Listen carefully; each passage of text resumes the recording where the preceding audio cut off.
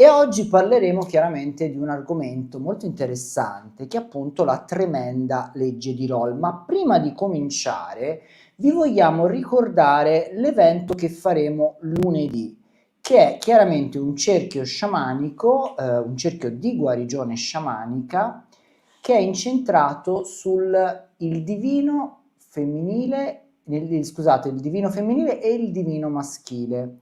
Quindi l'unione sacra tra l'anima e l'animus. Esatto, che terremo appunto lunedì sera in orario serale dalle 21 alle 23 ed è un cerchio di guarigione sciamanica a cui potete partecipare ancora. Sono rimasti gli ultimi posti, essendo questo chiaramente un evento a numero chiuso perché vogliamo riuscire a rispondere a tutti e stare dietro a tutte le eventuali esigenze, dubbi e perplessità di chi partecipa.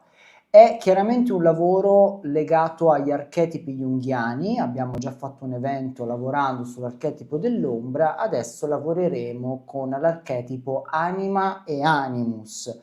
Di cosa si tratta? Si tratta del nostro corrispettivo a livello archetipico appartenenti al sesso opposto. Quindi se siamo uomini chiaramente andremo ad incontrare l'archetipo femminile, quindi la nostra energia femminile, quindi il femminile sacro. Se siamo chiaramente donne invece andremo ad incontrare il maschile sacro, quindi questa energia che il più delle volte noi proiettiamo sull'altro, no? Quindi quando ci innamoriamo di un'altra persona, quando ci invaghiamo appunto o addirittura rimaniamo quasi ossessionati dall'altra persona, è perché in qualche modo ci parla di una parte di noi, di questo femminile sacro o di questo maschile sacro, a seconda chiaramente se siamo maschi o femmine.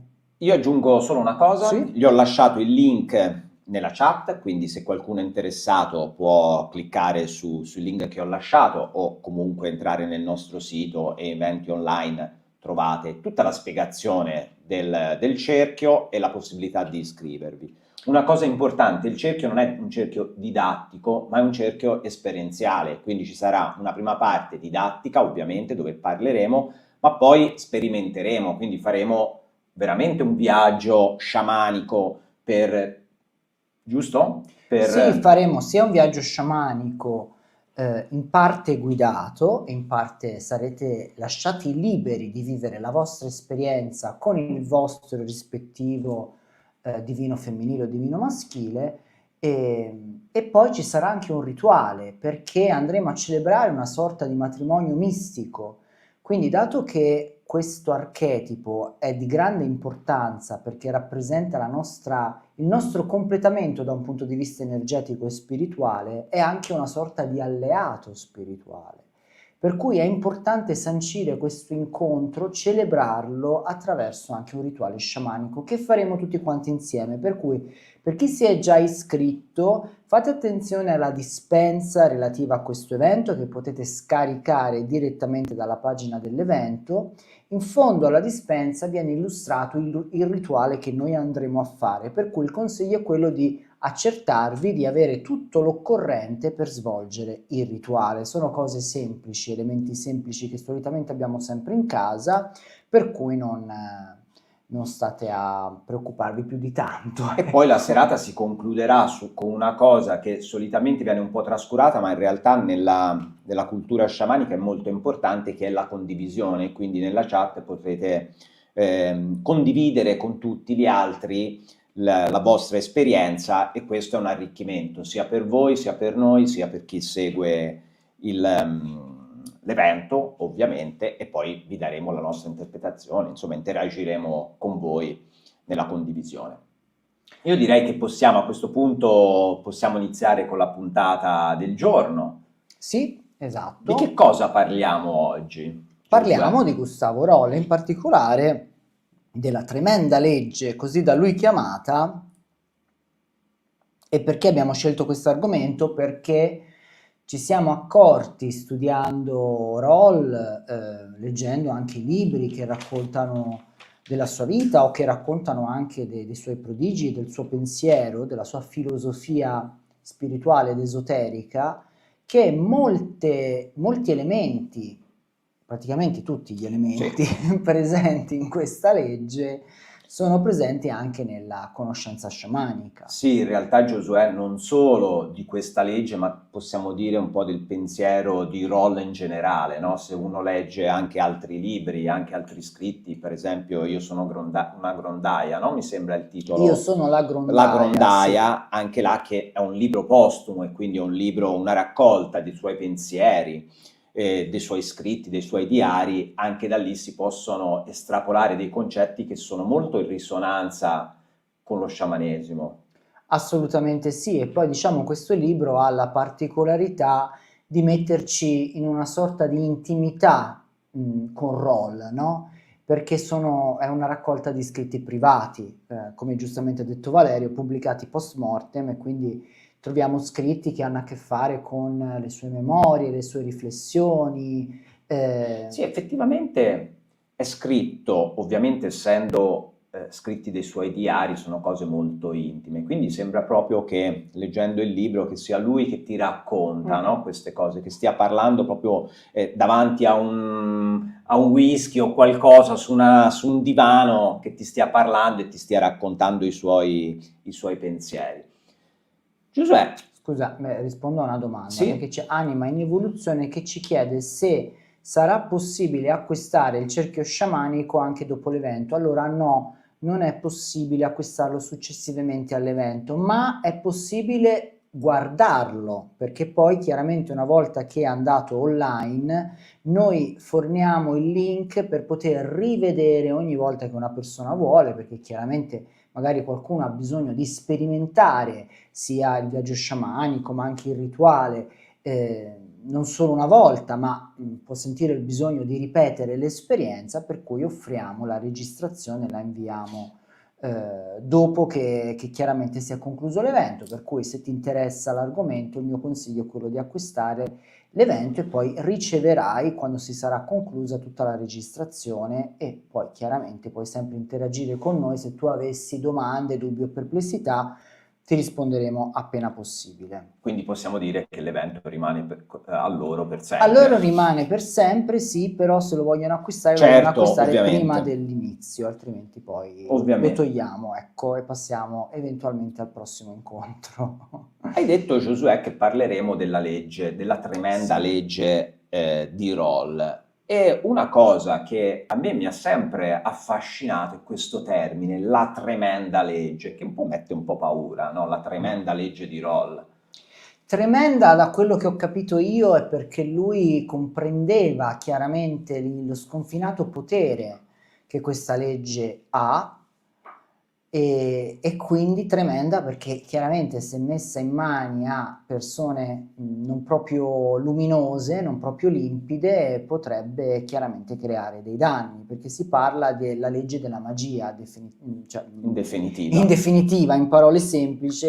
Di cosa sta parlando Roll quando parla appunto della tremenda legge? Della possibilità di agire e di modificare la realtà ordinaria, di intervenire sul mondo fenomenico, proprio come farebbe un vero e proprio mago. E ci dà degli elementi Roll per capire come fare questo, e come vi accennavamo sono degli elementi che troviamo anche nel pensiero sciamanico.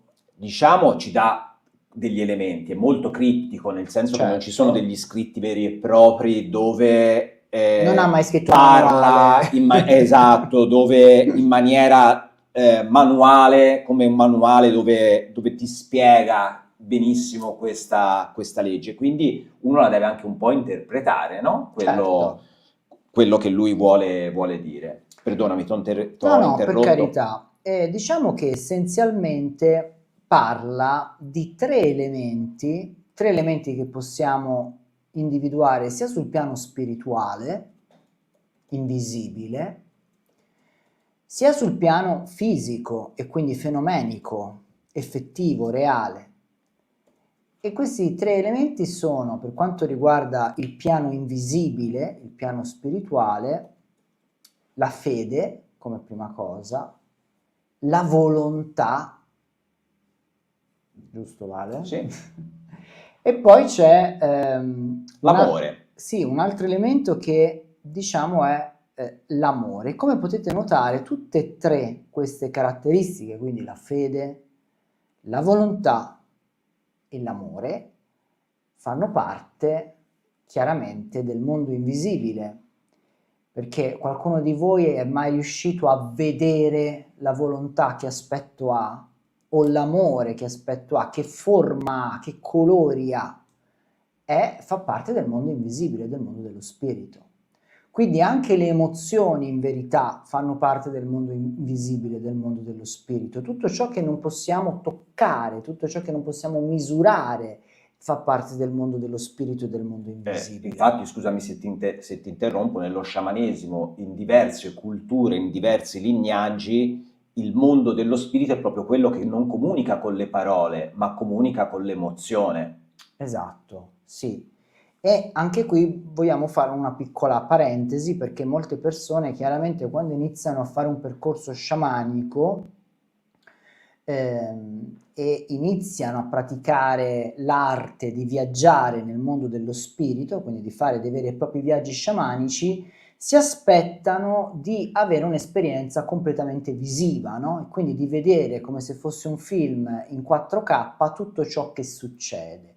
Questo è un approccio sbagliato, perché siamo in una dimensione invisibile. Quindi sì, è possibile avere delle visioni riguardanti il mondo spirituale, quindi è possibile entrare in contatto con lo spirito della volontà, faccio un esempio, visto che parlavamo di volontà, o con lo spirito della fede, che chiaramente ad ognuno, in base al proprio simbolismo interiore, apparirà in un modo piuttosto che in un altro. È possibile fare un viaggio di immagini, ma è un passo successivo, perché l'immagine non è altro che la codificazione che il cervello fa delle sensazioni che lo sciamano vive durante l'esperienza. Quindi io prima ricevo delle percezioni, delle sensazioni, e quindi posso, non so, magari percepire, anche se non vedo niente, posso percepire di essere in contatto, non so, se sto facendo un viaggio per incontrare il mio animale totem, ok? Posso percepire di essere in contatto con un orso. Non so perché, non è razionale, non riesco a capire come mai. Sento che c'è l'energia dell'orso, ma lo sento. E allora, man mano che va avanti il nostro allenamento, piano piano il cervello si adatta, si creano delle nuove sinapsi che fanno sì che l'immagine si renda manifesta anche nel mondo invisibile, ma è una conseguenza successiva, quindi è più probabile che i nostri primi viaggi sciamanici siano fatti di sensazioni, di percezioni, poi piano piano con l'allenamento arriva anche l'immagine, ma ripeto, è una codificazione della nostra mente. E non vorrei andare fuori tema, però spesso questa codificazione in immagini e poi in parole è più limitativa che l'esperienza stessa, perché è difficile mettere poi in forma scritta il viaggio sciamanico a volte, perché talmente le sensazioni, le cose che ci arrivano sono talmente tante e messe in modo non logico per una mente razionale, che quando poi vai a scriverlo, a volte non è così chiaro riportare in scrittura ciò che hai sperimentato nel viaggio sciamanico. È come quando cerchiamo di trascrivere i nostri sogni, è la stessa cosa. Innanzitutto Perché racchiuderlo, è dargli un canale, gli togli racchiuderlo, potere. gli togli potere. Un po' gli togli potere. Cercare di descrivere un'esperienza sciamanica con le parole ordinarie è un po' togliere potere all'esperienza stessa, perché è impossibile racchiudere con le parole tutto ciò che noi abbiamo esperienziato, vissuto, percepito e sentito. E quindi è così. Hai parlato, Giosuè, di questi tre pilastri. Una cosa che però non abbiamo detto, che questi tre pilastri, che sono la fede, la volontà e l'amore, una cosa importantissima è che devono essere in equilibrio. Sì, devono essere in equilibrio, ma prima di affrontare questo concetto li vorrei analizzare uno ad uno, proprio per Certo. dare a chi ci ascolta degli strumenti veramente importanti per poter mettere in atto questa tremenda legge. Ma non è tremenda, perché come Chiaramente abbiamo se visto. utilizzata con amore, se utilizzata con consapevolezza, può portare soltanto a, diciamo, a farci vivere con maggiore consapevolezza del nostro potere spirituale e soprattutto ci insegna come intervenire a volte in quelle situazioni in cui ci sentiamo un pochino impotenti, no? Perché a livello fisico, a livello attivo, non c'è poi così tanto che riusciamo a fare. Allora, iniziamo parlando della fede. La fede è la convinzione, la ferma convinzione che quello che io sto facendo mi darà un risultato certo, no? Per cui la fede è essenziale per lo sciamano quando svolge un rituale, un despacio o una guarigione sciamanica. Lo sciamano non dubita mai che il suo intervento possa in qualche modo non dare dei risultati, cioè non mette mai in dubbio il fatto che non Ma possa... anche più semplicemente quando affronta un problema nella vita ordinaria, non mette in dubbio No, che non possa superare, perché è il pilastro principale avere fede in quello che fa. per cui chiaramente c'è questa ferma convinzione, questa ferma certezza, e io ripeto molto spesso ai nostri allievi, quando hanno dei dubbi, quando appunto sono in crisi, si trovano in difficoltà, io dico sempre loro, infondi certezza, la luce è sempre presente, infondi certezza, la luce è sempre presente. Quindi quando vi sentite impanicati perché vi è successo un problema, diciamo difficile da gestire o non sapete come uscire da una situazione veramente complicata, infondete certezza perché la luce è sempre presente. E perché infondere certezza? Perché si attinge in questo modo a questo grande potere che è il potere della fede stessa. È un po' per spiegare questo potere magico, perché il potere della fede è un potere magico a tutti gli effetti, voglio fare un parallelismo con l'effetto placebo, di cui chiaramente parla la scienza. Cerca in qualche modo, in maniera piuttosto goffa, oserei dire, di razionalizzare l'effetto placebo, ma in realtà se uno, diciamo, riesce a leggere oltre le righe si capisce che salute Lo sapete che io ogni tanto starnutisco. starnutisce e se si legge dietro le righe si capisce che l'effetto placebo non è altro che la capacità magica dell'essere umano di autoguarirsi. Perché tu hai, non so, la febbre o hai una malattia di un certo tipo e ti fanno un test e ti danno una pasticca di zucchero o di altra sostanza totalmente innocua e ti dicono che questo è un farmaco potentissimo che ti farà guarire. Quindi tu ci credi, chiaramente, perché te l'ha dato il medico, no? Uomo di scienza, quindi tu ci credi assolutamente. Prendi la pasticca e effettivamente guarisci. Poi dopo viene fuori che è stato semplicemente uno studio per valutare l'efficacia del farmaco e tu rientravi in quella classifica, in quella percentuale di persone studiate a cui è stato dato un farmaco placebo, quindi un farmaco che non aveva il principio attivo, non aveva nessuna proprietà di guarirti, ma tu, visto che ci hai creduto fortemente, sei riuscito a guarire lo stesso. Questa che cos'è se non magia? Scusatemi. È un po' come quando sei bambino, no? Che ti fai male e la madre e la mamma ti dà il bacio sulla ferita, sulla contusione e subito magicamente passa il dolore, no? Perché è Ma l'effetto placebo. se quella stessa persona gli fosse stato detto, guarda, questo non è il farmaco vero, è una Così. pallina di zucchero che te la diamo perché dobbiamo fare uno studio, sicuramente quella stessa persona non sarebbe guarita. Perché? Perché la fede stessa tira fuori il potere magico. Quindi per, diciamo, spiegare bene questo primo elemento cardine della tremenda legge, lo possiamo rapportare appunto alla fede che il mago, lo sciamano, ripone in tutto ciò che fa nelle sue pratiche spirituali.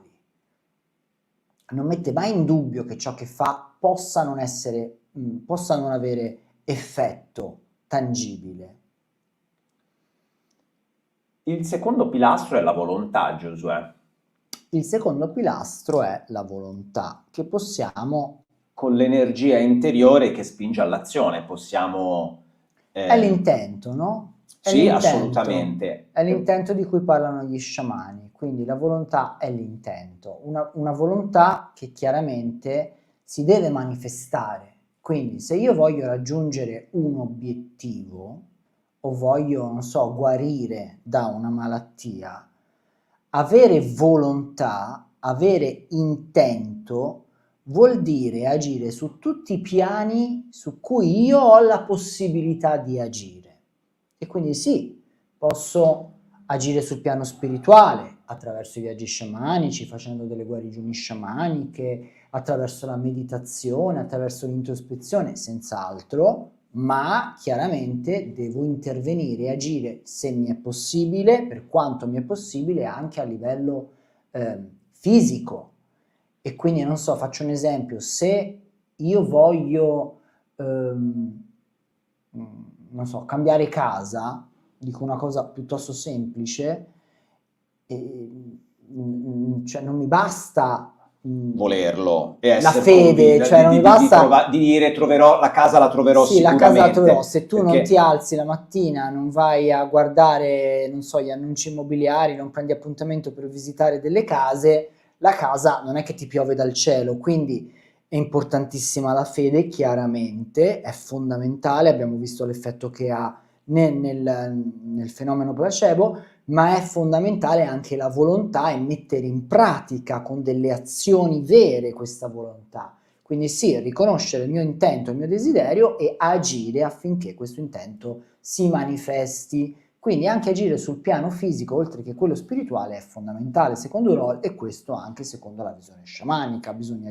io prima ti riconoscerlo. ho dato, Giosuè, una definizione un po' diversa rispetto a quella che hai detto te, perché ti ho detto che è l'energia interiore che spinge all'azione. Perché ti ho detto questa cosa? Perché comunque per agire, te hai detto per alzarsi e andare a cercare, dobbiamo avere l'energia interiore, che è il famoso potere interiore degli sciamani. Cioè, se io non ho potere interiore, non riuscirò né a agire nel mondo spirituale, ma anche nel mondo materiale, perché non avrò la voglia per andarmi a cercare la casa nuova, non avrò la forza, l'energia appunto interiore, l'energia vitale per fare determinate cose. È vero, è proprio così. Quindi sono tutti degli elementi che comunque vanno ehm, ritrovati dentro di sé, vanno fatti fiorire dentro di sé, vanno sviluppati in qualche modo, quindi sia la fede che la volontà, ma anche l'amore. E l'amore che cos'è? Beh, l'amore è l'energia magica per eccellenza. Chi segue i nostri corsi sa che ogni guarigione sciamanica passa sempre attraverso l'energia dell'amore, attraverso l'energia dell'amore incondizionato, no? E quindi quando, per esempio, stiamo per recuperare un frammento della nostra anima, lo riconosciamo, lo troviamo, come possiamo guarirlo dal dolore, dalla sofferenza, inviandogli questa energia del cuore, questo amore incondizionato. E il cuore è il chakra del cuore è proprio al centro del nostro sistema energetico, per cui a livello simbolico è l'unione del basso con l'alto.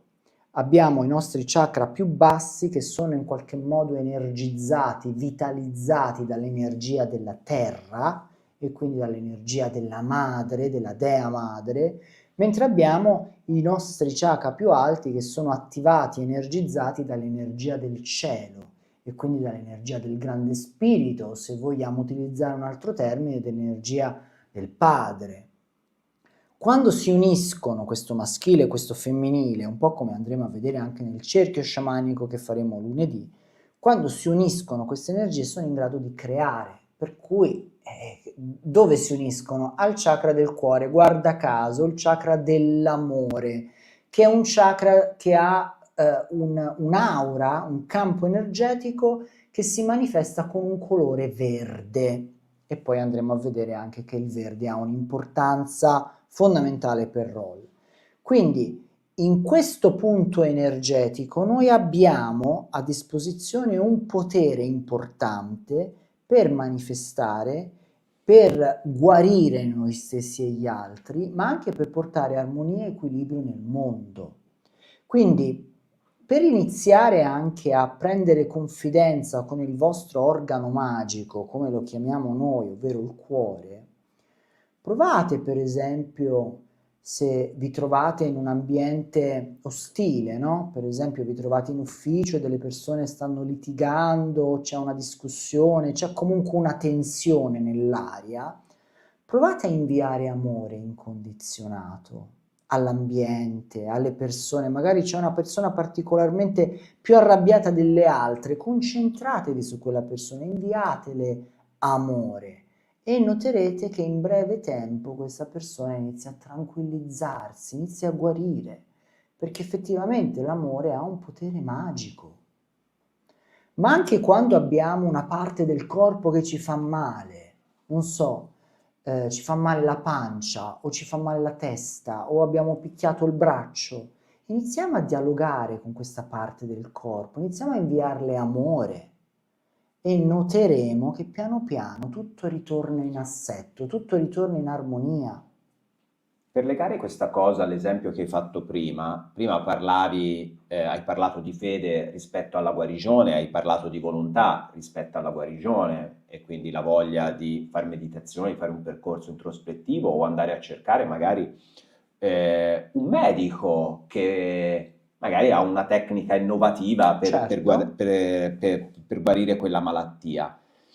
L'amore, secondo me, è anche vedere la malattia non come un nemico, ma più come un alleato o in maniera più semplice, magari come dici te, uno spirito che ci vuole comunicare qualcosa e quindi di metterci amore e non di percepire quella malattia come una nemica con cui dobbiamo combattere allo sfinimento. Non so se sono stato Sì, allora, chiaro. nella visione sciamanica, vedere un male che magari purtroppo ci troviamo a dover affrontare come un nemico è quanto di più sbagliato si possa fare. Quindi, e qui mi voglio ricollegare a tutti quei modi di dire lotta contro la leucemia, la lotta contro il cancro, come se stessimo parlando di qualcosa di esterno da noi, ma stiamo parlando del nostro corpo, è il nostro corpo, quindi la lotta qual è? Contro il nostro corpo? Quello è un modo attraverso il nostro corpo sta cercando di comunicare con noi, sta cercando di farci capire che qualcosa non va, che ci stiamo distaccando dalla nostra anima, perché la malattia avviene quando noi ci distanziamo troppo dalla nostra anima e quindi perdiamo il sentiero e per cui a livello chiaramente di progetto divino non ha nemmeno più tanto senso la nostra esistenza se non siamo più in linea col sentiero che abbiamo scelto. E allora si manifesta la malattia che o ci risveglia e quindi poi guariamo e ritroviamo la nostra strada o ci porta chiaramente alla morte perché non siamo riusciti a diciamo, imparare la lezione che il nostro corpo stava cercando di darci. Poi chiaramente questi sono discorsi anche delicati e noi vi riportiamo solo ed esclusivamente la visione sciamanica e chiaramente il nostro approccio è sempre quello di unire la cura dell'aspetto invisibile dell'io e quindi della nostra energia, della nostra anima e quindi la cura della nostra anima che chiaramente avviene attraverso le modalità sciamaniche, le tecniche di guarigione sciamaniche, unirle anche con la cura appartenente al mondo della materia che viene attraverso magari la medicina allopatica, no? Attraverso la medicina ufficiale. L'unione di questi approcci dal nostro punto di vista, umile punto di vista, è quello migliore per riportare in assetto, in armonia la persona. Uno non esclude l'altro e l'uno non smentisce o non diciamo fa cazzotti con l'altro, assolutamente no.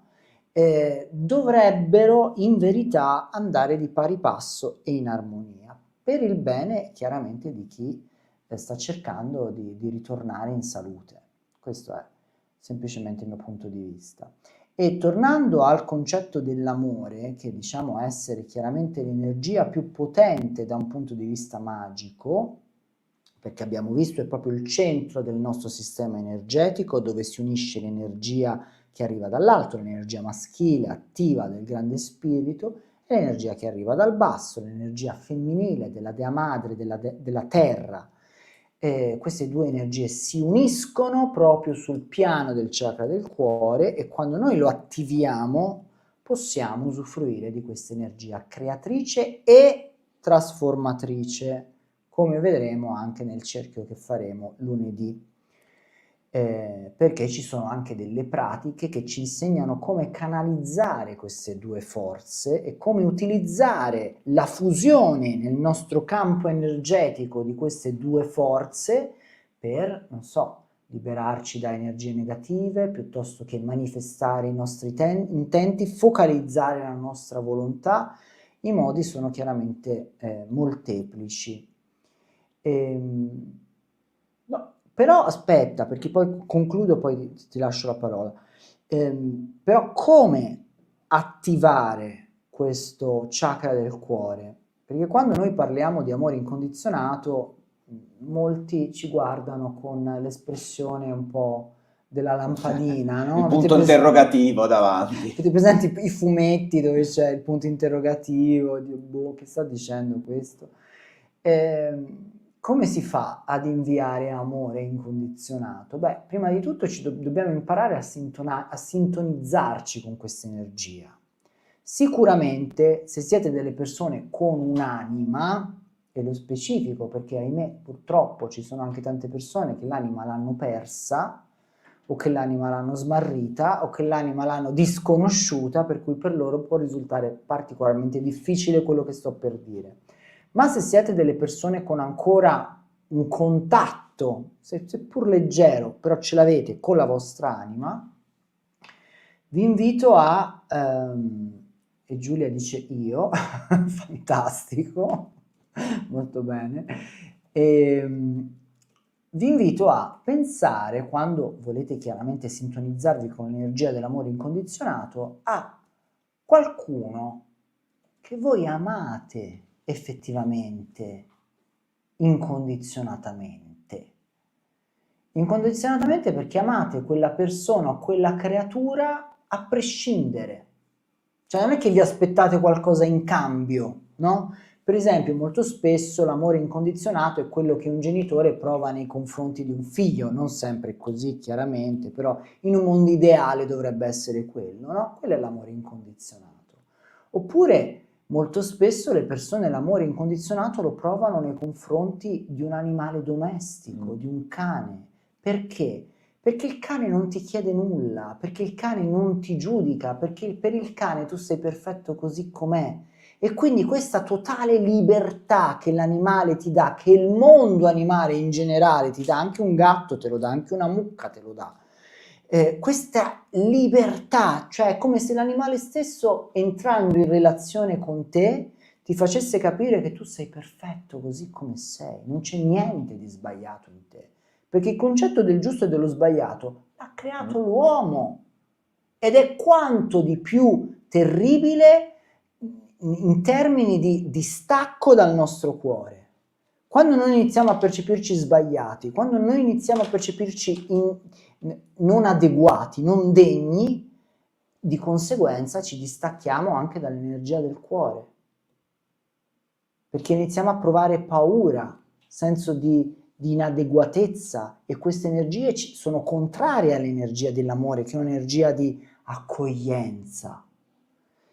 E quindi mi sono un po' dilungato, però ecco appunto, una persona l'amore incondizionato lo può provare per un gatto. So che molti non lo capiscono, perché a volte le persone, soprattutto chi non ha animali, non riescono a capire il grande amore che si può provare per un animale.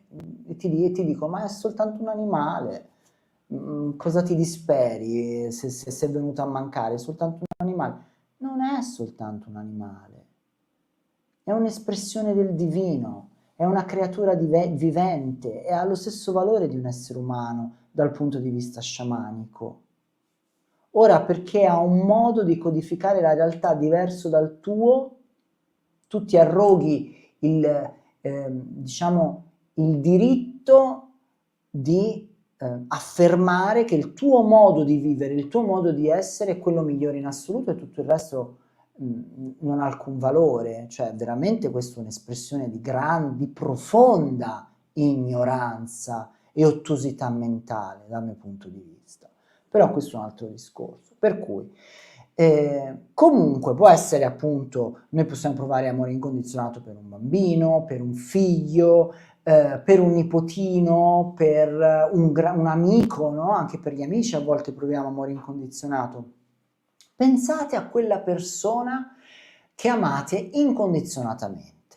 Una volta che vi siete sintonizzati con questa energia, proiettate questa energia che avete coltivato e avete alimentato dentro di voi verso ciò che volete guarire, nel caso in cui il vostro atto magico e sciamanico sia guarire una persona o guarire voi stessi da una patologia o da un trauma, no? E quindi focalizzate quell'energia là e questo chiaramente andrà ad aumentare ulteriormente l'energia che avete messo in atto con questi 3 elementi. Quindi in primis la fede, io devo credere fortemente nel mio potere magico, la volontà, e quindi devo fare tutto ciò che è in mio potere, sia nella dimensione invisibile sia nella dimensione visibile, quindi nel mondo della materia, attraverso azioni concrete. Io devo fare tutto ciò che è in mio potere e quindi, vedete, ok, si tratta di una malattia, magari voglio curare una mia malattia, benissimo, vado dal miglior specialista, cerco di capire se quello che diciamo mi propone come terapia curativa è adatto a me e in caso affermativo seguo le sue indicazioni. Questo vuol dire anche agire sul piano fisico, effettivo, materiale. E poi chiaramente devo utilizzare l'organo magico per eccellenza che è il cuore e quindi devo iniziare ad amare, ad attivare questo centro energetico. E che cosa vuol dire nell'esempio specifico di voler risolvere una malattia fisica? Vuol dire non avere paura, perché la paura è il contrario stesso dell'amore, è l'energia opposta. A provare amore vuol dire avere fede, e vedete che sono tutti collegati questi elementi, questi 3 elementi, e avere fede, ma soprattutto è la capacità di proiettare l'energia del cuore verso noi stessi, in questo caso chiaramente, o verso la parte del nostro corpo che ha bisogno di guarire, o verso un obiettivo, se magari noi utilizziamo questa legge per manifestare qualcosa. Hai parlato di paura, no? Hai detto che le persone hanno paura, la paura è un freno, no? Non è un caso, qual è la paura più grande di qualsiasi persona solitamente? La morte. La morte. Non è un caso che nello sciamanesimo tolteco la morte non deve essere un avversario, ma è un alleato, perché se non hai paura della morte è una tua alleata, perché crei la tua vita in base a lei. Questo magari per chi gli interessa questo argomento ci sono dei video su cui abbiamo fatto di sciamanesimo tolteco dove sì. questi concetti sono spiegati molto, molto bene. Una cosa che volevo aggiungere su questo discorso che hai fatto, che per far sì che questa tremenda legge, come la chiama lui, sia efficace, questi 3 pilastri ci devono essere tutti e 3. Se manca uno dei 3 pilastri, la legge no. non sta in piedi. No. Cioè, se te non hai la volontà, puoi avere tutta la fede di questo mondo, ci puoi mettere l'amore, ma se non c'è l'intento e la volontà di guarire e quindi di adoperarti per guarire o di risolvere un problema, nel caso, non so, di trovare lavoro, di cercare un nuovo lavoro, lo devi cercare materialmente, puoi avere tutta la fede di questo mondo, di dire sì, ma la vita vedrai che lo trovo perché io sono bravo e ci metti tutto l'amore di questo mondo, ma devi agire. Quindi sono fondamentali che ci siano tutti e 3 questi pilastri per far sì che la legge funzioni. Ma ecco, è lo stesso discorso della ricetta. Cioè, se tu non Sì, hai se tutti gli te... ingredienti e quella roba lì non ti viene. Non so, mi viene in mente la panna montata, Sì, no? Se, se- se te c'è gli ingredienti ma se non li metti insieme e la fai montare, non agisci, e la magia che monta non monta. E quindi ha voglia Esatto, di quindi dire o per fare, che ne che so, il hai... ragù, mi invento, devi avere eh, il sugo, devi avere la carne macinata, ma la lo devi anche cipolla, fare l'olio. materialmente, non è che è solo la fede di dire mi È la diventa. stessa roba, cioè se manca un ingrediente, un elemento, ti viene qualcosa forse di diverso, ma non quello che volevi tu, chiaramente, o ti viene una schifezza. Bene, allora Io, c'era, esatto, prima di andare avanti, sono delle domande. ci sono delle domande. Intanto, più delle domande, delle considerazioni. Shaman Art dice: il potere serve per compiere qualsiasi azione volta a realizzare qualsiasi cosa. Charms dice: io per guarire da piccoli malanni, oltre a prendere medicine tradizionali, faccio anche un check energetico, riequilibrio i chakra, faccio un viaggio sciamanico e chiedo al mio totem di smembrarvi e eventualmente di fare un recupero dell'anima. Perfetto, ma tu sei già avantissima, dai, che tu sei già a dei livelli super top. Mentre qua cosa C'è c'era? una Una domanda di Shaman domanda? Art che dice: volevo chiedervi una cosa, nello sciamanesimo certe patologie rare, alle quali la medicina ufficiale, alle quali nemmeno la medicina ufficiale trova soluzioni, cosa Mm. possono significare? È tutto simbolo, quindi bisognerebbe prendere in esame la malattia specifica e i suoi sintomi. Quindi che parte del corpo attacca, non so, può essere la pelle, per esempio, un problema alla pelle e chiaramente darà determinati, potrà essere più che altro interpretata in un determinato modo da un punto di vista spirituale, perché il nostro corpo, tutte le parti del nostro corpo sono un simbolo di qualcosa di più profondo dentro di noi. Quindi non so, le giunture, in particolare le ginocchia, rappresentano l'orgoglio e quindi a volte la difficoltà a piegarsi di fronte alle situazioni che ci schiacciano, no? Ehm, Magari delle reazioni allergiche che possiamo avere anche a livello cutaneo, possono essere una sorta di repulsione profonda che noi stiamo provando in un determinato periodo della nostra vita, che può essere legata, non so, a un lavoro che non ci piace, o per esempio io ho avuto una forte allergia nel periodo del lockdown, della pandemia, proprio come reazione a tutti gli impedimenti che mi venivano dati. Il corpo parla.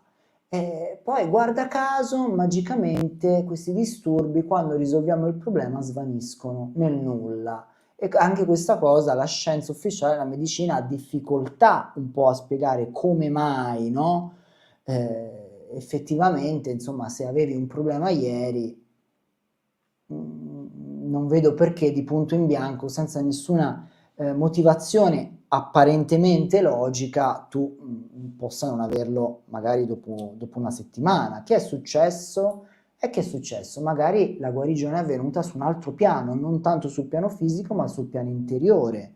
La persona ha guarito degli aspetti di sé, ha integrato delle parti che aveva bisogno di integrare, ha accettato magari cose che prima per lei o per lui erano inaccettabili e quindi si è aperta la strada verso la guarigione. Quindi è un discorso shamanic art piuttosto complesso e chiaramente proprio per questo motivo andrebbe analizzato per ogni caso in maniera specifica. Sì, e poi aggiungerei anche un'altra cosa, non da trascurare, che tutto ha uno spirito e quindi anche la malattia ha uno spirito e nello sciamanesimo possiamo contattare lo spirito della malattia, metterci in comunicazione con lei o con lui e capire da cosa è dipeso, capire cosa si può fare per... Capire cosa vuole insegnarci anche, perché nulla viene a noi con l'intento di nuocerci o di distruggerci o di farci del male. Non è quello lo scopo degli eventi della nostra vita, non è quello lo scopo delle malattie che ci possono colpire nella nostra vita. Da un punto di vista sciamanico, lo scopo di tutto ciò che ci capita e che diventa sfidante per noi è quello di allinearci il più possibile con la nostra anima e con la nostra missione nel mondo. Quindi questi eventi forti il più delle volte sono degli scossoni che hanno proprio l'intento di risvegliarci da un torpore nel quale siamo caduti, in cui ci siamo dimenticati di noi stessi, ci siamo dimenticati della nostra missione, ci siamo dimenticati del nostro compito e stiamo andando avanti semplicemente come zombie, seguendo magari le indicazioni del mondo esterno, e allora facciamo delle scelte perché le fanno tutti e quindi è giusto così, e quindi scegliamo un lavoro perché magari è un lavoro sicuro che mi dà sicurezza, anche se non è quello che amo, che se ne frega. E poi ci lamentiamo se ci ammaliamo. Da un punto di vista sciamanico è ovvio, l'anima si ribella, non vuole stare in una condizione di schiavitù, di malessere, di sofferenza, vuole essere libera e selvaggia, perché l'anima è libera e selvaggia. Tutto qua. C'è una domanda, e prima di andare avanti io la leggerei perché mi sembra molto interessante, che dice, Cla dice, ciao, la malattia può essere una scelta dell'anima sul piano di incarnazione, nel momento in cui si rincarna? Certo, è sempre una scelta dell'anima, la malattia, sempre. La malattia parte dall'anima. Quindi è l'anima che ti vuole comunicare, cioè, è un tentativo dell'anima di comunicare alla mente conscia che sta male, che sta male. La malattia è una sofferenza dell'anima. È tanto semplice quanto difficile da capire, evidentemente, ma è semplicissimo. Quindi se mi viene una malattia terminale, vuol dire che la mia anima sta soffrendo enormemente, magari da decenni, e io non gli ho mai dato ascolto. E questo è il risultato. Quindi c'è qualcosa nella mia vita, nelle scelte che ho fatto, nella routine che vivo tutti i giorni, che non va bene per la mia anima. E quindi magari, non so, mi ostino a voler stare con lo stesso partner, anche se magari mi fa soffrire, anche se magari mi picchia, anche se magari mi manipola, mi maltratta, però decido di continuare a stare con quella persona perché ho paura dell'ignoto. E si ritorna al discorso della paura, che è un'energia totalmente contraria rispetto a quella che è creatrice e accogliente dell'amore.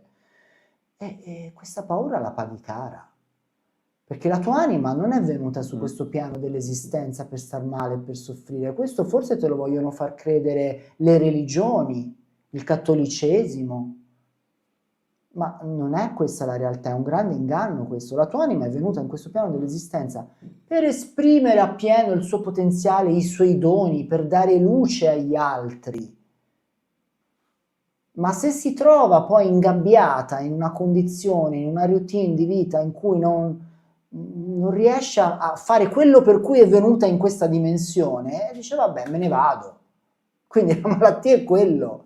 È il modo in cui l'anima ti dice guarda, forse non ci siamo capiti, i miei progetti erano altri, dato che tu non stai facendo niente per portarli a compimento, forse è il caso di interrompere qui la nostra collaborazione.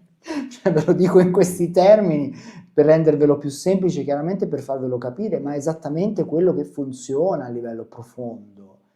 E se analizzate anche la storia delle persone che chiaramente sono passate attraverso una grande malattia e magari non ce l'hanno fatta, c'è, per chi le conosce profondamente, una spiegazione chiara, evidente, di perché l'anima ha scelto di ammalarsi.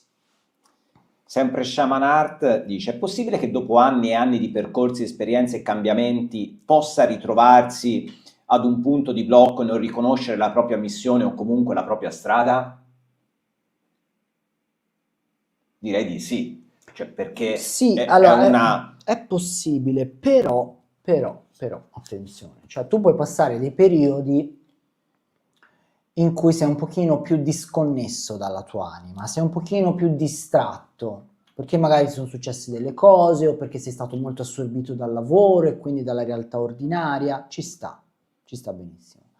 Ma se tu hai iniziato un percorso spirituale e lo porti avanti, e quindi non so, anche semplicemente la pratica della meditazione, sei una persona che medita tutti i giorni, questi periodi saranno semplicemente dei periodi momentanei, che dureranno, non so, 1 mese, 2 mesi, 6 mesi, se proprio la situazione è grave, ma poi ritorni in comunicazione con l'anima, perché ormai il contatto tu l'hai stabilito.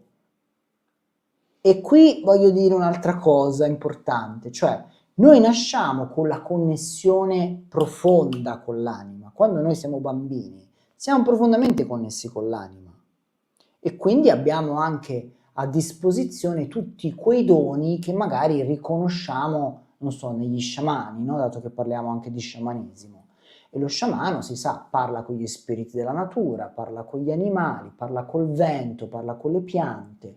Il bambino che cosa fa? Non fa la stessa cosa. Quindi il bambino è già di per sé evoluto a livello spirituale, già in connessione con lo spirito del mondo. Poi chiaramente però sarebbe troppo strano un bambino che continua a parlare con le piante, con l'amico immaginario, con gli animali, e allora c'è il processo di indottrinamento, di educazione, che è visto sotto la lente sciamanica non è altro che un togliere questo potere alla persona, all'individuo, e distaccarlo, creare una sorta di muro che separa la mente razionale dall'anima. E da quel momento in poi quel bambino lì non è più in grado di comunicare con la propria anima, perde la propria bussola personale. Ma se tu, attraverso un percorso spirituale, hai ristabilito questo contatto, puoi chiaramente avere dei periodi di smarrimento nel corso della tua vita, ma questo contatto è sempre presente, perché tu ormai l'hai ristabilito. Sì, sono d'accordo, io però aggiungerei anche un'altra Prego. cosa, Giosuè. È vero quello che dici, che una volta che ti hai capito qual è il tuo percorso di vita, qual è la tua missione nel mondo, potremmo dire, lo sai, e una volta che lo sai hai preso consapevolezza. Però è un lavoro che va portato avanti giorno dopo giorno, non è che una volta che ti hai preso consapevolezza e si risolve tutto. No, giorno dopo giorno devi seguire quella strada. È quello che gli sciamani toltechi dicano l'arte dell'attenzione, dell'agguato, cioè devi sempre stare in agguato, allerta, per vedere se stai andando verso quella direzione, e quindi ci possono essere dei blocchi, li devi riconoscere e devi proseguire. Ci sono tanti ostacoli, tanti impedimenti nel percorso spirituale, il più grande è il mondo esterno. Ragazzi, cioè, è così, perché siamo fatti di energia e siamo tutti permeabili. Quindi quando noi entriamo in un ambiente, entriamo in relazione con l'energia degli altri, con l'energia dell'ambiente e quindi anche con le frustrazioni del prossimo, la cattiveria degli altri, tutte queste cose ci arrivano a livello sottile, a livello subconscio, per cui anche, diciamo, avere una grande vita sociale a volte è un impedimento per la crescita spirituale. Ci vuole la giusta via di mezzo, no? Non vi dico di isolarvi, di fare gli eremiti, ma vi chiedo di, chiaramente per chi fa un percorso di un certo tipo, di ritagliarvi dei momenti vostri e solo vostri, per comunicare in totale sincerità con voi stessi e con la vostra anima. Questo è fondamentale, se no siamo in preda delle energie esterne che ci tirano da una parte e dall'altra, attraverso i media, attraverso i social, attraverso quello che ci dice il collega di lavoro, la madre, il padre, il cugino. Siamo tirati di qui e di là, ma non siamo mai allineati con il nostro pilastro mediano, che altro non è che l'unione di anima e animus, no? Torniamo al lavoro che andremo a fare lunedì.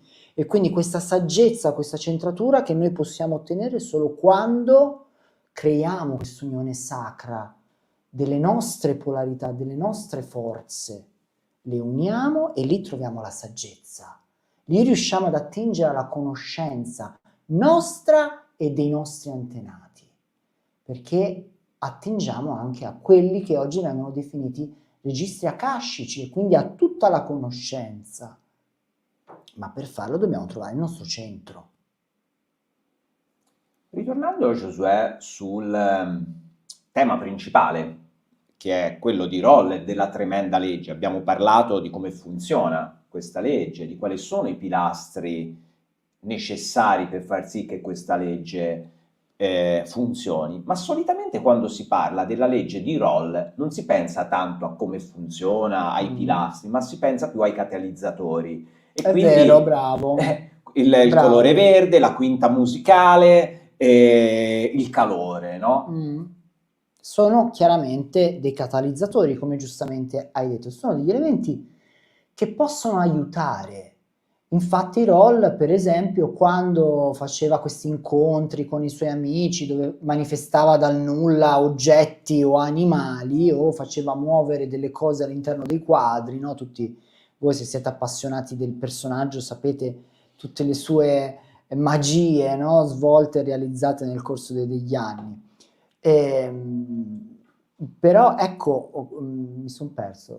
No, stavamo parlando dei catalizzatori, Bravo, quindi stavamo questi parlando... catalizzatori, per esempio Roll utilizzava sempre qualcosa di verde. Era quando predominante era questo. predominante il verde, perché lo aiutava, però guarda caso il verde è proprio il colore del chakra del cuore, quindi possiamo dire che il verde è una corrispondenza, e chi studia un po' di magia sa l'importanza che hanno le corrispondenze, perché tutto è vibrazione. Quindi magari il cuore ha una vibrazione che è allineata al colore verde, quindi il colore verde vibra nello stesso modo dell'energia dell'amore, che guarda caso è anche l'energia della guarigione e della trasformazione. E il colore verde mi aiuta a livello subconscio ad attingere a quell'energia. E non solo il colore verde è legato al chakra del cuore, ovviamente lo è, ma basta uscire in natura e quando sei in natura il verde è predominante. Certo. E non è un caso che gli sciamani facciano le loro pratiche solitamente, specialmente gli sciamani di lignaggi antichi o comunque facciano i loro rituali in natura, dove il verde è predominante. Certo, perché il verde è un'espressione dell'amore, quindi la natura stessa è un'espressione dell'amore. Perché tutto è verde in natura? Perché è un'espressione dell'amore. È l'energia del grande spirito che a livello simbolico viene espressa dal sole, dalla luce del sole, l'energia del grande spirito, che si unisce con l'energia della terra, quindi col ventre umido della madre terra, e creano. Tutti gli abitanti del pianeta creano le piante, gli alberi, gli animali, gli esseri umani. È una continua fecondazione. Sono queste due energie che fanno l'amore insieme e creano. E questa creazione passa attraverso la vibrazione corrispondente anche al colore verde. Un altro catalizzatore è la quinta musicale. Che cos'è la quinta musicale? Intanto spieghiamolo, perché solitamente le persone quando parli di quinta musicale ovviamente non si capisce mai niente, perché non siamo magari dei musicisti. Quindi è da far capire che cos'è. La musicale è l'unione di due note, è quella vibrazione che si ottiene unendo due note che hanno un intervallo di 5 note tra loro. Quindi se io sul pianoforte suono il Do, la quinta musicale sarà Do è la prima, Re, Mi, Fa, Sol. E quindi contemporaneamente dovrò suonare il Do e il Sol. Questo crea una vibrazione che va in risonanza.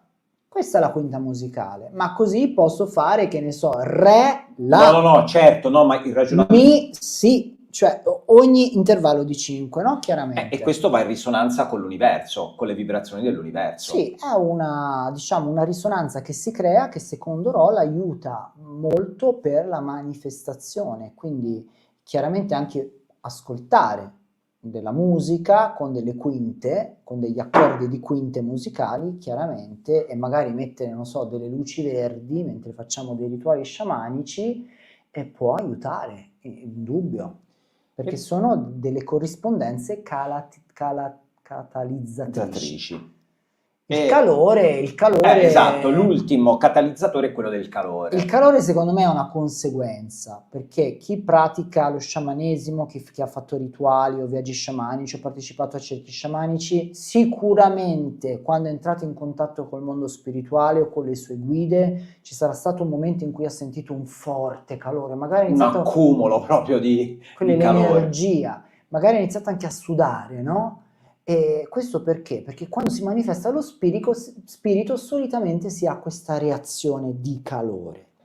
Ma uno nulla toglie che questo calore può anche utilizzarlo come catalizzatore e quindi ci sono anche, no, dei modi per richiamare il Sì, calore. certo, non è che per forza, se non lo senti, puoi anche crearlo e quindi potrebbe essere in maniera molto semplice mettere le mani sopra una fiamma di candela, su un fuoco o prendere una tazza calda, cioè l'importante è creare. Guarda caso, gli sciamani quando fanno i loro rituali in natura accendono sempre un falò, sempre un fuoco, il fuoco sacro c'è sempre, quindi il calore anche gli sciamani lo richiamano. Sì, ma io su questo, te hai parlato di sciamani, hai tirato in causa un'altra volta gli sciamani, perché io andrei oltre, perché cioè, siccome questa puntata è anche, fino adesso abbiamo fatto un po' raffronto nel mondo sciamanico, ovviamente la quinta musicale, il verde, il calore, Roll le chiama catalizzatori, sono dei catalizzatori, ma altro non sono quelli che, secondo il mio pensiero,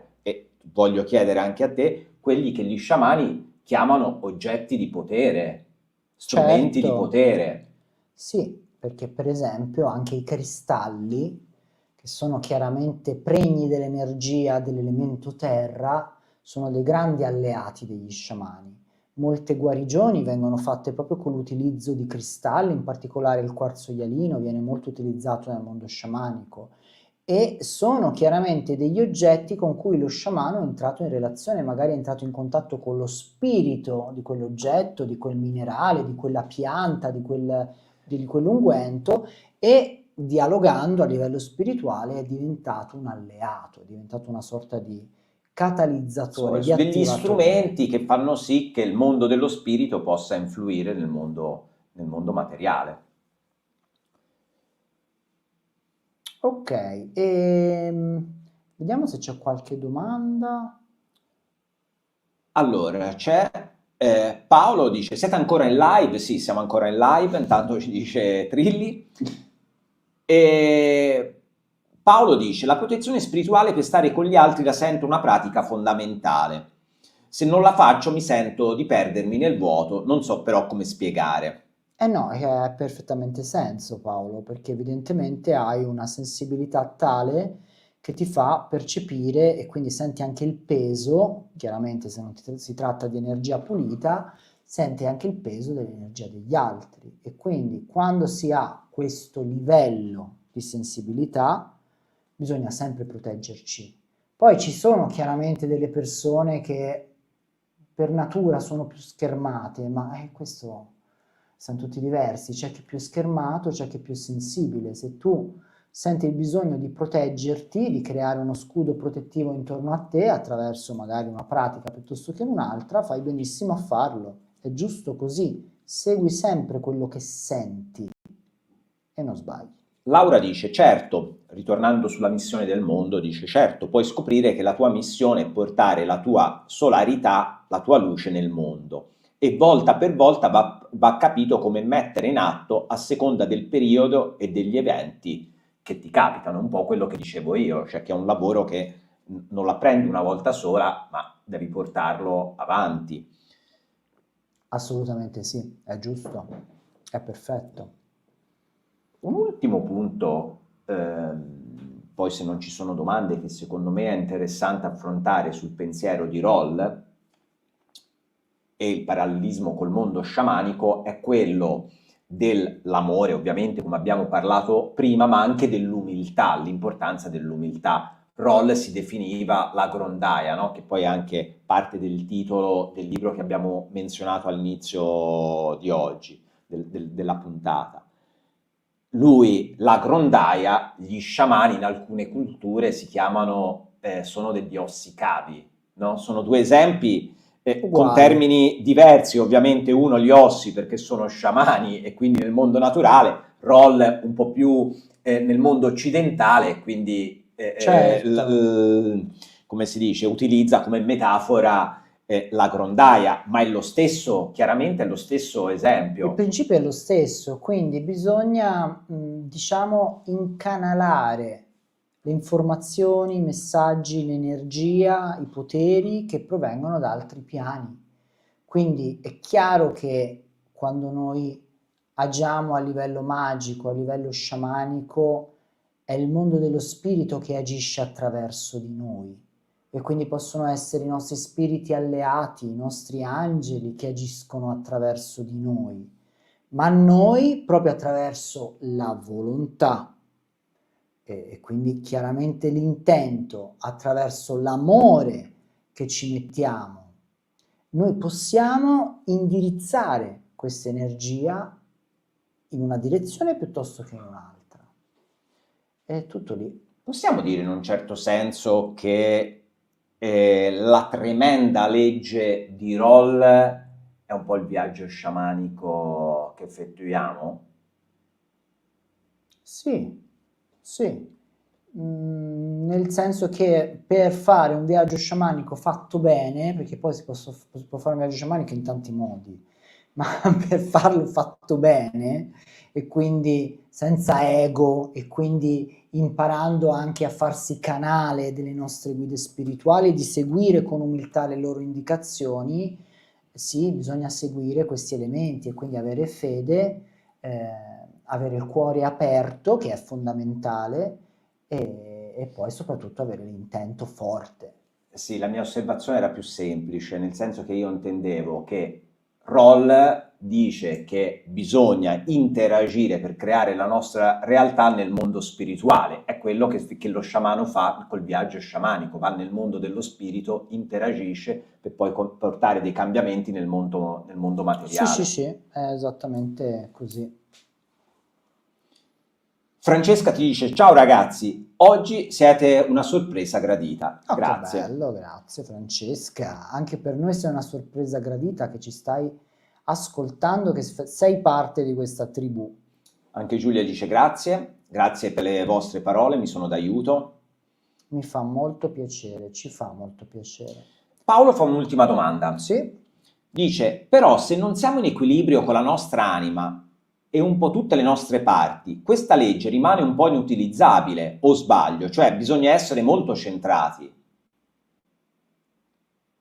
Bisogna essere molto centrati per utilizzare questa legge in modo consapevole. Quindi è bellissima questa domanda in modo perché consapevole, questa è importante questa ci cosa. puoi fare un'altra puntata con questa domanda qua, perché Paolo. noi creiamo tutti i momenti, la utilizziamo questa tremenda legge, o noi interagiamo nel mondo dello spirito, il mondo dell'inconscio, e quindi cambiamo la nostra realtà. Il problema è che il più delle volte lo facciamo in maniera inconsapevole, Sì. non lo facciamo con l'intento. Allora, dobbiamo partire dal presupposto che ognuno di noi è il creatore della sua esistenza. Questo è un principio base dello sciamanesimo.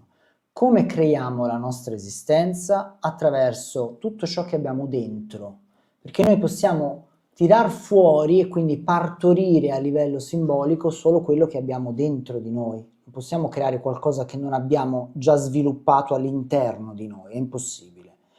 Quindi se una persona chiaramente vibra nell'odio, nel risentimento, nel senso di frustrazione e quant'altro, inconsciamente, ma inevitabilmente, non farà altro che creare per il suo futuro altri eventi che perpetueranno questo suo stato d'animo di malessere. Questo è logico.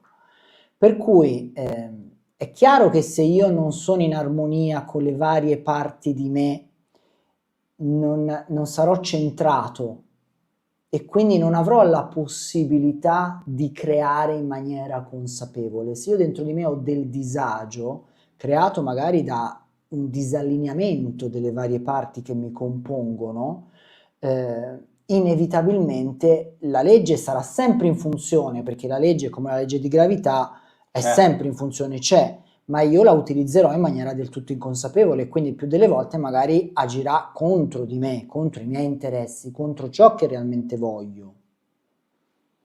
Perché anche le persone che sono sempre depresse, che si lamentano di ogni cosa, sempre col muso, vogliono essere felici, cioè se glielo chiedi, loro vorrebbero essere felici, vorrebbero stare con la persona che amano, vorrebbero vivere nell'abbondanza.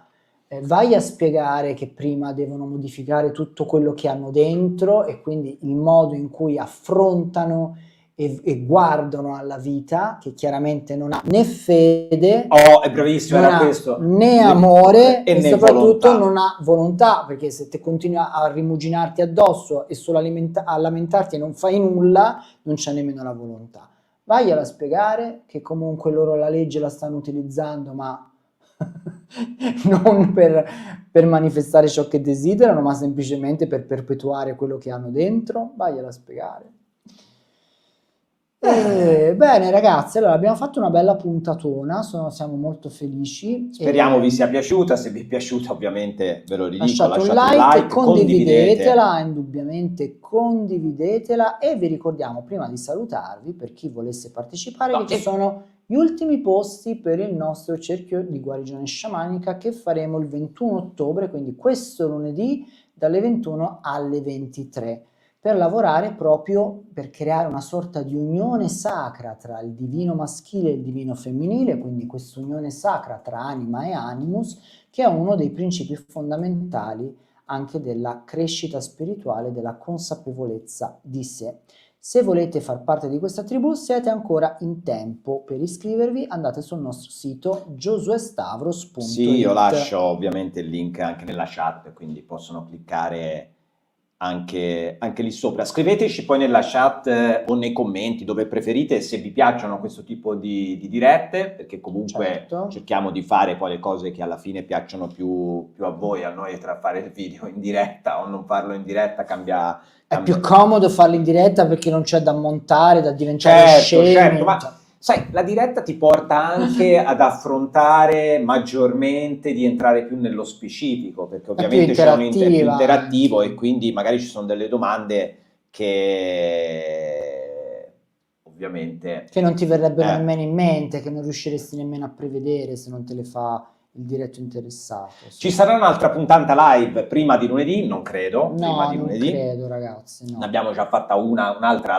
live lunedì, dove invece di affrontare un argomento vi abbiamo chiesto di farci voi delle domande sullo sciamanesimo, sulla spiritualità in generale. Anche quello sarà un appuntamento che pensiamo sia fisso, in cui potete farci le domande sulla spiritualità, sulla religione, su quello che ritenete, ovviamente sulle cose di nostra competenza.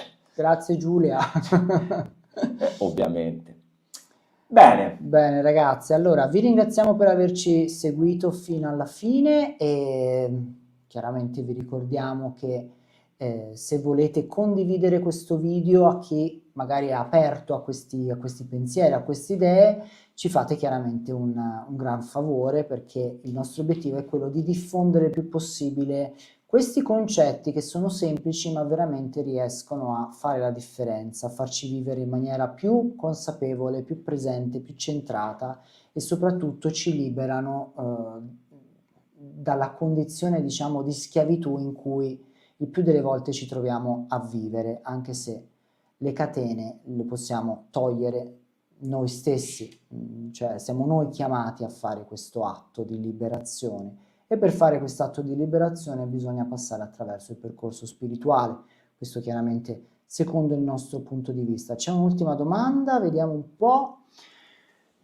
Quando in effetti non c'è fede, amore e volontà, in un sentimento di odio, rabbia, eccetera, non l'ho capita. Una domanda: quando in effetti non c'è fede, amore e volontà, se non c'è, quando non c'è una di queste cose, se non c'è né fede, né amore, né volontà, basta che manchi una di queste tre, che ovviamente le cose non si materializzano. Che la legge, la tremenda legge... Di aver interpretato la tua domanda, secondo me ti sei mangiato una parola e quindi non capiamo, però vabbè. E volevo leggere l'ultimo commento di Francesca, che dice: bellissima trasmissione, grazie Francesca, grazie, poi riascolto dall'inizio, sono arrivata tardi, molto interessante, trattate argomenti forti e di notevole presa. Grazie Francesca. Infatti sì, siamo un pochino ostacolati per questo motivo, per cui chiediamo il vostro supporto attraverso i like, attraverso i commenti, sono tutte cose che chiaramente... Non è che YouTube faciliti la vita a chi parla di queste cose, molto meglio parlare di stupidaggini, quelle sì. Meglio distrarre il popolo piuttosto che farlo riflettere, e soprattutto piuttosto che dargli degli strumenti di consapevolezza e di liberazione. Chi vuole un popolo libero oggi tra i vari stati? aiutati nessuno, ragazzi, purtroppo, quindi ci dobbiamo liberare da soli, facciamo gruppo, facciamo squadra e insieme possiamo sostenerci, creare la nostra tribù e andare verso una liberazione sempre maggiore, sempre verso la consapevolezza dei nostri poteri spirituali. E noi vi ringraziamo e vi diamo appuntamento al prossimo video. Ciao! Ciao ragazzi, Ciao. alla prossima!